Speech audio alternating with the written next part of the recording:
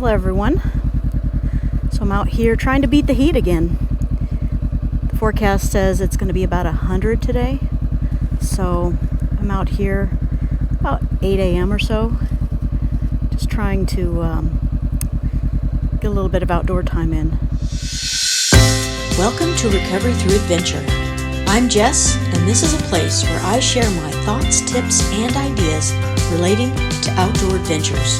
With a strong emphasis on mental health, I hope to encourage more people to step outside of their comfort zones and seek meaningful and memorable experiences in everyday life. So join me now on today's adventure. You know, something that's been on my mind lately is awe. And I think a lot of people in modern society are losing their sense of awe. You know, they can't remember what it's like when they were a kid, where they were just full of wonder and curiosity at every new thing. Awe can be defined as an emotional experience in which individuals are overwhelmed by the vastness and greatness to the point they need to alter the way they understand the world. I think that's a great definition.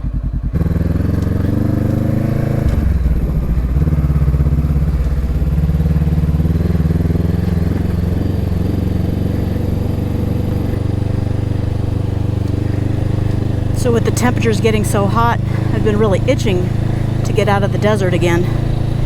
So yeah, I think that awe is something that we're losing. I don't know if it's because we don't expose ourselves to,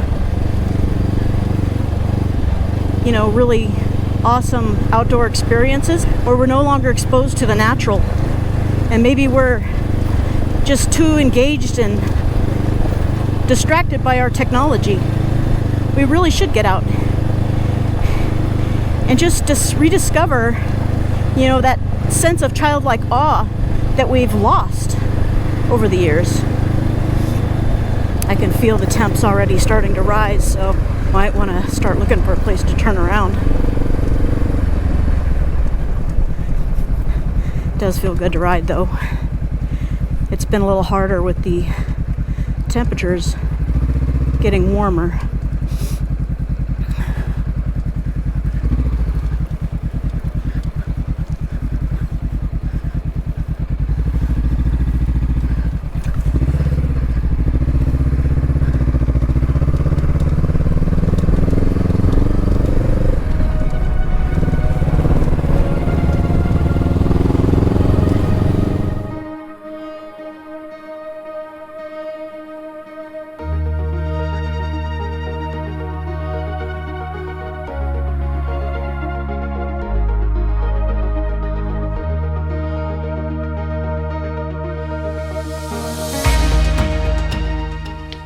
All right, everybody. Now I want to share with you 5 ways that we can rekindle our sense of awe.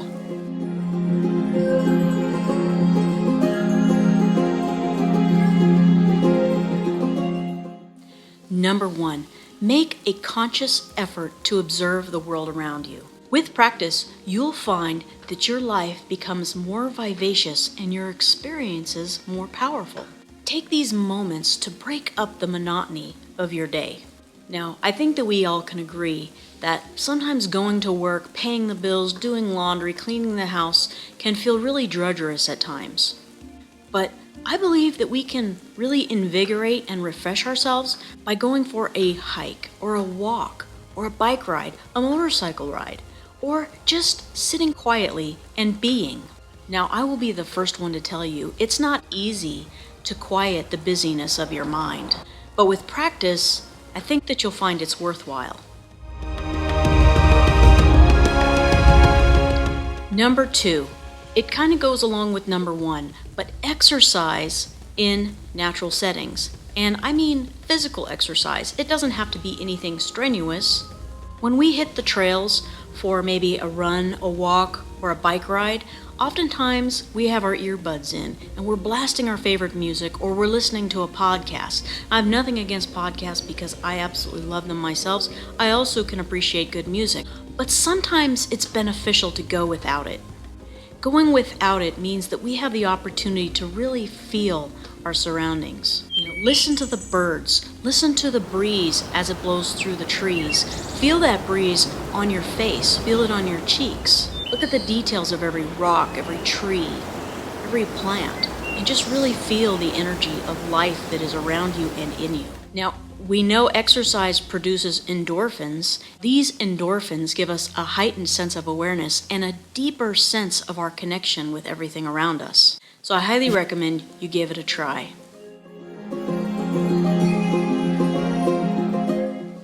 Number 3, be amazed at other people's accomplishments and be happy for them. I'm sure you would agree with me that with the people that we know and associate with, that there seems to be a very competitive, win at all costs, or what's in it for me attitude. But if we can step outside of ourselves and outside of our egos, we can be captivated by how amazing the human spirit is. But a big problem people have is that admiring people is difficult because we don't really trust other people's motives. Maybe it's the media, maybe it's crime reports, maybe it's our own hurts and betrayals that make it hard for us to believe that human goodness still exists. And unfortunately, to our own detriment, we cloak ourselves in cynicism. Number 4, recognize habitual ways of thinking that keep us closed up. This has to do with self-awareness and stepping out of a mind-identified state and taking a more objective view of ourselves and our lives. It helps us break out of habitual ways of thinking that, simply put, are not good for us. This can make us more open, more generous, and more resilient. It also makes us recognize our connectedness with all things. Number 5, look for the extraordinary in everything. Go out there, admire beautiful landscapes. Go out there and admire human creativity. Expose yourself to the arts. Go see a concert. Go see a play. Watch a great movie. Go to a museum. Or go to a national park. Or you could even just go down the street. What we really need to do is break the cycle of seeing everything in our life as boring and mundane.